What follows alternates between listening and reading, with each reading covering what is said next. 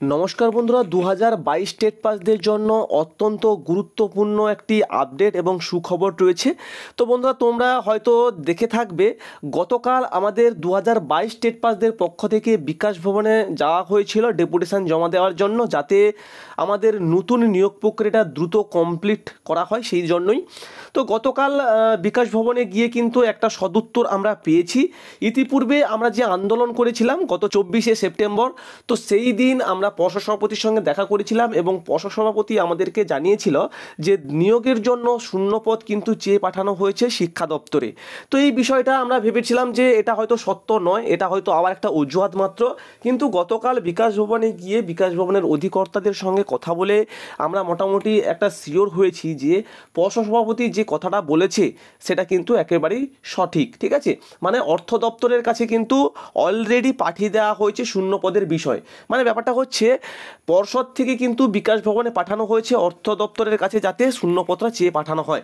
অর্থ দপ্তরের কাছে কিন্তু শূন্যপদ চেয়ে পাঠাতে হয়, কেননা অর্থ দপ্তরের মনোনয়ন ছাড়া নিয়োগ করানো সম্ভব নয়। তো প্রথমে শিক্ষা দপ্তরের কাছে শূন্যপদ চেয়ে পাঠিয়েছে পর্ষদ, এবং শিক্ষা দপ্তর কিন্তু অর্থ দপ্তরের কাছে মনোনয়ন যাতে তাড়াতাড়ি পাঠিয়ে দেওয়া হয় বা শূন্যপদ যাতে পাঠানো হয় সেই কারণে কিন্তু তারাও মোটামুটি শূন্যপদ চেয়ে পাঠিয়েছে। এইটুকুই মোটামুটি স্পষ্ট।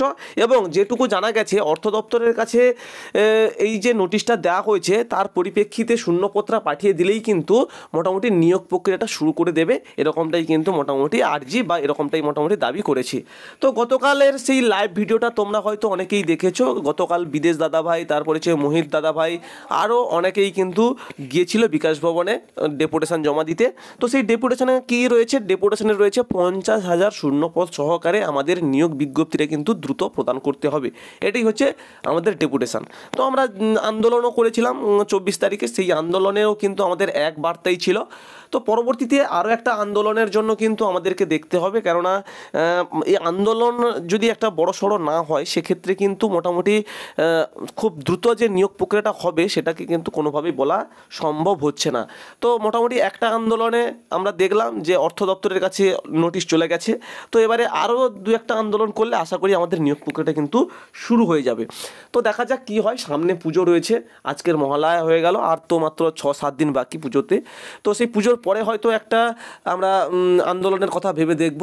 তো অবশ্যই কোনো আপডেট পেলে তোমাদের কাছে আলোচনা করব। তো মোটামুটি বিকাশ ভবন থেকে যে উত্তরটা আমরা পেলাম সেটা থেকে মোটামুটি একটু হলেও কিন্তু আমরা আশার আলো দেখতে পাচ্ছি।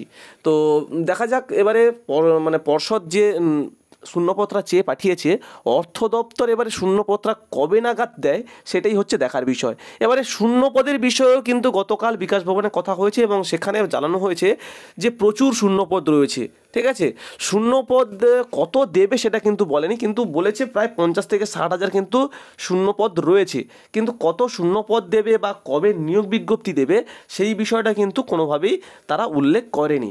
আর উল্লেখ করবে বা কীভাবে, যতদিন পর্যন্ত না অর্থ দপ্তরের কাছ থেকে নোটিশ আসছে বা অর্থ দপ্তরের কাছ থেকে শূন্যপদ আসছে মনোনয়নের মধ্য দিয়ে, ততদিন পর্যন্ত কিন্তু কোনোভাবেই এই বিষয়টাকে বলা সম্ভব নয়। ঠিক আছে, তো মোটামুটি অর্থ দপ্তর যদি একটা সদুত্তর দেয় তাহলে কিন্তু আমাদের নিয়োগটা খুব শীঘ্রই হবে। আর 2023দের যে রেজাল্ট, সেই রেজাল্টটা কিন্তু অনেকটা পিছিয়ে যেতে পারে যতদূর সম্ভব, কেননা 2024 আর টেট পরীক্ষা হচ্ছে না, এটাকু প্রায় মানে 80% বলতে পারো। ঠিক আছে, কেননা একটা আমরা দেখেছি যে সেপ্টেম্বর মাস নাগাদ কিন্তু টেট পরীক্ষার জন্য নোটিফিকেশান দিয়ে দেয়, আর আজকের হয়ে গেল অক্টোবরের 2 তারিখ।